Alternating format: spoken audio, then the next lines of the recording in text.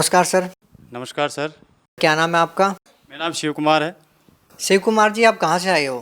Dehradun, Nakraunda, Uttarakhand. Sir, आप उत्तराखंड से belong करते हैं। आपने हरियाणा में स्थित हिसार में जाकर संत रामपाल जी महाराज से नाम दीक्षा ली। सर, इसके पीछे क्या कारण है?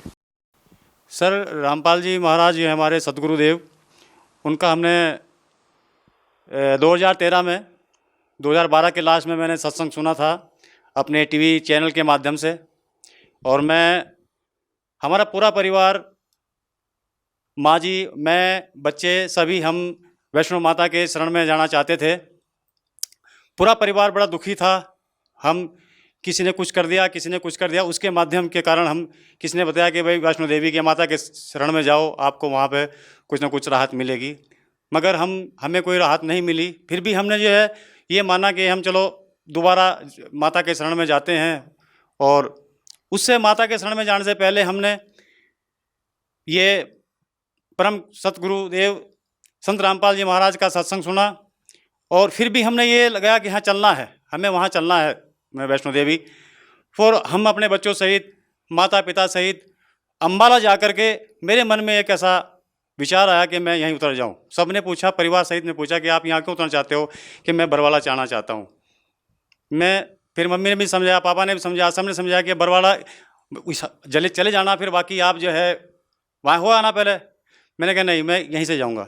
मैं वहाँ से 13 मार्च को सीधे बरवाला आश्रम पहुँचा सतगुरुदेव महाराज के चरणों में, और मैंने दीक्षा प्राप्त की। सर, संत रामपाल जी महाराज से नाम दीक्षा लेने से पहले आप पूरे परिवार सहित वैष्णो देवी जाना चाहते थे। तो सर, संत रामपाल जी महाराज ने आपको ऐसी क्या बातें बताई कि आपने वहाँ जाने से मना कर दिया? गुरुदेव के सत्संग सुनने के बाद हमारा मन सभी देवी देवताओं से हट गया। परम संत रामपाल जी महाराज के चरणों में जाने से पहले आसाराम बापू के हम साधक थे। वो सभी देवी देवताओं को मानते हैं, सभी की पूजा देते हैं, वही देवी देवताओं का नाम देते हैं। वो भगवान शंकर का और विष्णु का गायत्री मंत्र देते हैं, वही मंत्र सब वो देते हैं। उन्हीं की हम आराधना किया करते। पर उनकी आराधना करते करते जब वो उनके साथ कोई घटना घटी, उसके बाद हमने वो नाम लेना छोड़ दिया। और प्रभु का दर्शन करने के लिए हम चाहते थे कि हमें परमात्मा की प्राप्ति हो, मगर प्राप्ति कहीं नहीं हुई। एक दिन हम अपने घर में बैठे हुए थे और परम पिता परमेश्वर का, रामपाल जी महाराज का हमें सत्संग सुनने को मिला। हमने वो सत्संग सुना। उसके बाद ही हमारा वैष्णो देवी जाने का प्रोग्राम हुआ था, पर हम वैष्णो देवी नहीं गए, हम संत रामपाल जी महाराज के चरणों में पहुंच गए। सर, जैसा कि अभी आपने बताया कि पहले आप आसाराम बापू से जुड़े हुए थे, उनके द्वारा दी गई भक्ति करते थे, लेकिन जब आसाराम जी महाराज पर आरोप लगे तो उसके बाद उनको आपने छोड़ दिया। लेकिन अब आप संत रामपाल जी महाराज से जुड़े हुए हैं। हम आपको याद दिलाना चाहते हैं कि 2014 में बरवाला की घटना के दौरान संत रामपाल जी महाराज पर बहुत सारे आरोप लगे हैं। तो सर, अब आपके विचार क्या हैं? क्या आप संत रामपाल जी महाराज से जुड़े हुए हैं या आपने संत रामपाल जी महाराज को छोड़ दिया? नहीं सर, हम परम सतगुरुदेव रामपाल जी महाराज के चरणों में हैं। सर, ऐसा क्यों? उन्होंने हमें सत भक्ति दी, सत मार्ग दिखाया। सत भक्ति देकर उन्होंने हमें बताया कि आप इस भक्ति को करो। सर, अगर वो सद्भक्ति देते हैं और लाभ देते हैं तो सर उनके ऊपर आरोप क्यों लगे? देखो, ये तो उनकी जो दूसरे संत महात्मा लोग हैं उनके सोचने की बात है। वो उन्हीं के कारण और वहाँ की हरियाणा की मीडिया के कारण वो लोग जो है नहीं चाहते कि घर घर ये जनशक्ति परमात्मा का विचार पहुँचे। हमारे संत रामपाल जी महाराज एक संत तो हैं ही, पर वो परम पिता परमेश्वर हैं, जो इस लोक में धरती पे आए हुए हैं, कबीर साहब। और वो ये लोग नहीं पहचान पाते। ऐसा ही कभी 600 वर्ष पहले कबीर संत को जानते हैं लोग बाग, वे पूर्ण परमात्मा थे। उनके साथ भी ऐसा किया गया था, गुरु नानक साथ भी ऐसा किया गया था। सर, संत रामपाल जी महाराज की शरण में जाने के बाद आपको क्या लाभ मिले?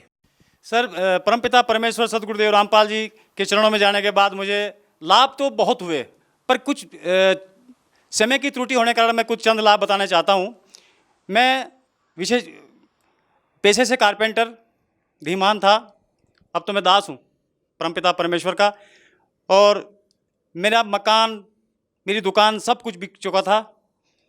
मुझे लोगों ने प्लाट दिया था, वो भी मुझे धोखा करके हाई टेंशन के नीचे दिया था।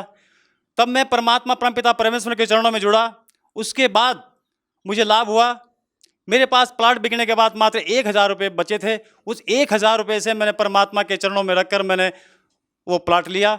वो प्लाट भी मिला और 9 लाख रुपए खर्च किए उस प्लाट में। पता नहीं परमपिता परमेश्वर ने कहाँ से वो पैसे खर्च किए, कहाँ से खर्च नहीं किए। भूत प्रेत बरादा से हम बड़े परेशान थे, वो सब उससे छुटकारा मिला परमपिता परमेश्वर की दया से। सर, जो लोग आज भी देवी देवताओं की पूजा में लगे हुए हैं उनको आप क्या कहना चाहेंगे?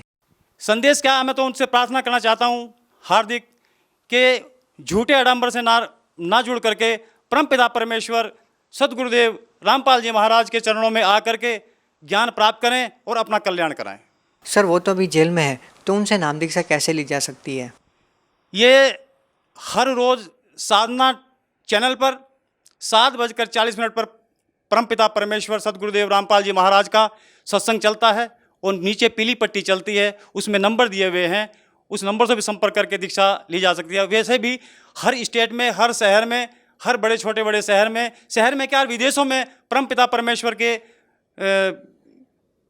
दीक्षा स्थल खुले हुए हैं, दीक्षा ले सकते हैं। बहुत बहुत धन्यवाद सर।